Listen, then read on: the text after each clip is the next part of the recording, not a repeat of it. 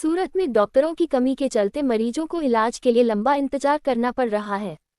दांत के ऑपरेशन के लिए मरीजों को करीब 50 दिन बाद की तारीख दी जा रही है। नई सिविल अस्पताल की दंत डेंटल ओपीडी में आधा स्टाफ छुट्टी पर होने के कारण मरीजों को काफी परेशानियों का सामना करना पड़ रहा है। बताया जा रहा है कि भरत भाई मियानी 55 वर्ष नामक व्यक्ति को दांत में दर्द की शिकायत थी। इलाज के लिए अस्पताल पहुंचने पर उन्हें ऑपरेशन की तारीख करीब 50 दिन बाद की दी गई। मरीजों का कहना है कि डॉक्टरों की कमी के कारण समय पर उपचार नहीं मिल पा रहा है।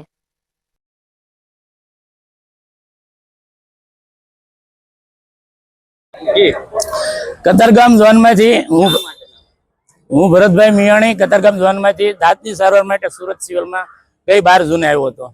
12 જૂને તમામ રિપોર્ટ એક્સરે કર્યા પછી ડેન્ટલ વિભાગના સર્જન દ્વારા મને 24 જુલાઈ આપવામાં આવી એપોઇન્ટમેન્ટની।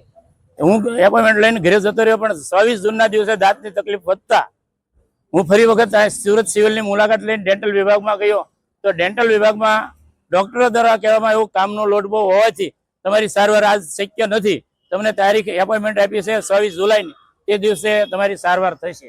આથી સુપરિન્ટેન્ડન્ટ પાસે હું પાછળ સુપરિન્ટેન્ડન્ટની ઓફિસે એની મુલાકાત કરતા એને ડેન્ટલ વિભાગના ઓફિસરને બોલાવી એને જાણ કરતા ખબર પડી કે ડેન્ટલ વિભાગમાં 50% જગ્યાઓ ખાલી છે।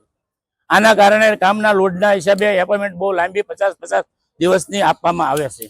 તેથી સુપરિન્ટેન્ડન્ટનો એવો હેતુ કે મારી સારવાર સેમ દિવસે થાય। મેં પણ એવું કીધું કે મારી બેન સારવારની જરૂર નથી, પરંતુ સામાન્ય દર્દીની સારવાર રોજ થાય એવો પ્રયત્ન કરો। તો કે એ કરવા હું બંધાયેલી છું, અમે કરશું, પરંતુ આજ તમે સારવાર કરાવતા જાઓ। જેથી હું ડેન્ટલ વિભાગમાં ગયો, બેનના હુકમ હોવા છતાં મને 7 દિવસની એપોઇન્ટમેન્ટ આપી।